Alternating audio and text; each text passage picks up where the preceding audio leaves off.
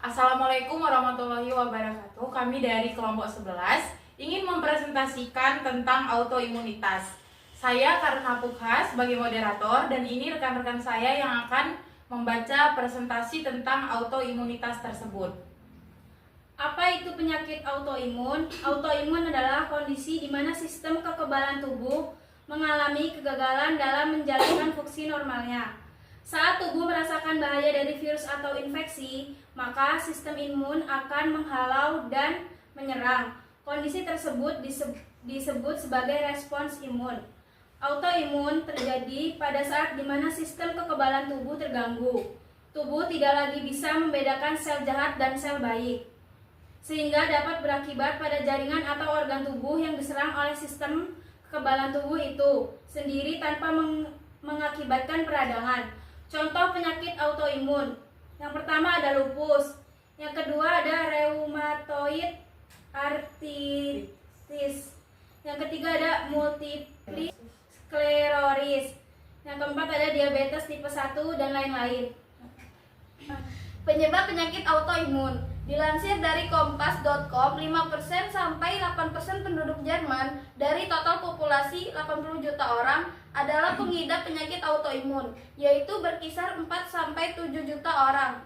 Faktor genetik, kecenderungan keluarga dengan riwayat penyakit autoimun.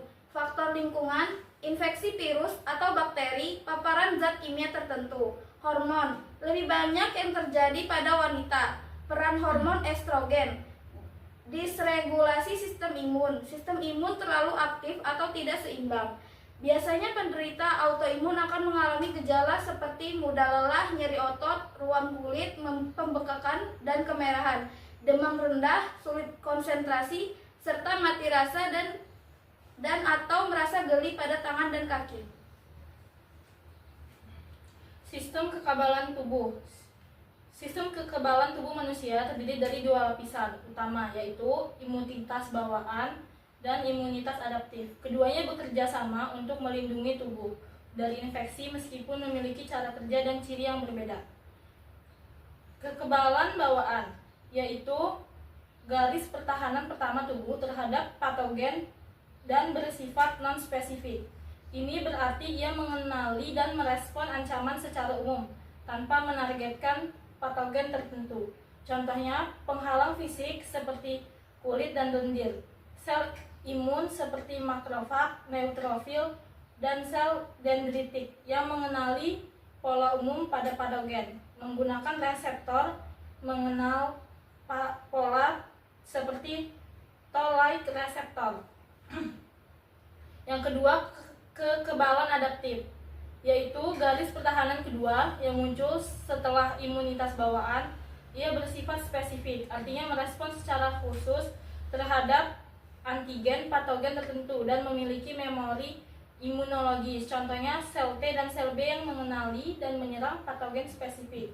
Produksi antibodi oleh sel B terhadap virus atau bakteri tertentu. Kolaborasi kedua sistem imunitas bawaan tidak hanya memberikan pelindungan awal, tapi juga mengaktifkan imunitas adaptif dengan menyajikan antigen ke sel T dan B. Kedua sistem ini tidak bekerja terpisah, melainkan saling mempengaruhi. Sel-sel imun adaptif bahkan bisa menunjukkan sifat seperti sel bawaan, misalnya sel B bawaan dan sel T gamma delta yang mengenali pola secara mirip dengan PRS. Imunitas bawaan memberikan respon cepat dan umum, sementara imunitas adaptif memberikan respon yang lambat namun spesifik dan tahan lama. Kedua sistem ini saling bergantungan dan berkoordinasi untuk pelindung optimal terhadap infeksi. Respon kekebalan terhadap penyakit autoimun.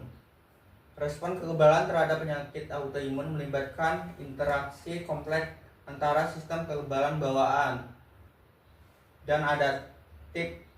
Keduanya bisa berperan dalam melindungi tubuh, tetapi juga bisa berkontribusi pada kerusakan jika mekanisme toleransi terhadap jaringan tubuh sendiri terganggu. Kondisi yang terjadi, sistem imun bawaan memicu dan mengatur sistem imun adaptif. Sel-sel seperti dendritik dan reseptor seperti TLR, toll-like reseptor pada imun bawaan dapat mengaktifkan sel T autoreaktif yang memicu penyakit autoimun. Imun bawaan penting dalam menjaga toleransi terhadap diri sendiri. Kekurangan dalam sistem imun bawaan seperti kegagalan membersihkan sel apoptotik dapat memicu lupus karena tubuh gagal membuang antigen nuklir dengan benar. Interaksi antara imun bawaan dan adaptif sangat penting dalam patogenesis autoimun.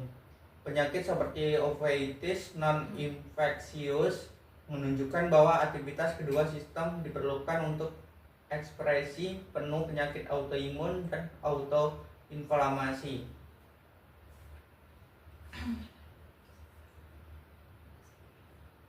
Respon kekebalan terhadap penyakit autoimun. Kondisi yang terjadi, sistem imun adaptif mengenali dan menyerang jaringan sendiri jika tidak diatur dengan baik. Sel T dan B yang seharusnya tidak aktif terhadap antigen tubuh sendiri bisa aktif jika ada gangguan dalam mekanisme toleransi, dan imun bawaan dapat memperkuat aktivitas ini. Imun bawaan kini diakui turut berperan dalam inisiasi penyakit autoimun. Bukan hanya adaptif, penelitian terbaru menunjukkan bahwa jalur sinyal dalam sistem imun bawaan dapat memicu atau berperan reaksi autoimun dengan memengaruhi toleransi diri. Berikut adalah yang terakhir. Di sini ada kesimpulan. Penyakit autoimun terjadi ketika sistem kekebalan tubuh salah mengenali sel atau jaringan tubuh sendiri sebagai ancaman dan menyerangnya. Ini menyebabkan peradangan kronis dan kerusakan jaringan. Penyebab penyakit autoimun melibatkan kombinasi faktor genetik, lingkungan, infeksi, gangguan mikrobiota usus, dan kegagalan mekanisme toleransi imun. Tidak ada satu penyebab tunggal, melainkan interaksi kompleks antar faktor. Sistem kekebalan tubuh terdiri dari dua lapisan utama. Kekebalan bawaan merespon ancaman secara cepat dan non-spesifik, melibatkan sel-sel seperti makrofag, neutrofil, dan sel NK. Contoh, kulit sebagai pelindung fisik, makrofag yang menelan patogen, dan adaptif, immunity atau kekebalan adaptif, merespon ancaman secara lambat tetapi spesifik dan memiliki memori imunologis, melibatkan sel T dan sel B. Contoh, antibodi terhadap virus tertentu, sel T yang menghancurkan sel terinfeksi. Kemudian yang terakhir, respon kekebalan terhadap penyakit autoimun. Sistem imun bawaan dapat memicu autoimunitas bila gagal membuang sel mati atau bila aktivasi reseptor seperti TLR berlebihan. Sistem imun adaptif terutama sel T dan B autoreaktif menjadi aktor utama dalam menyerang jaringan sendiri.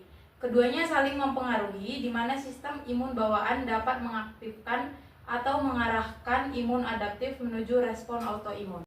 Sekian presentasi dari kelompok 11. Wassalamualaikum warahmatullahi wabarakatuh.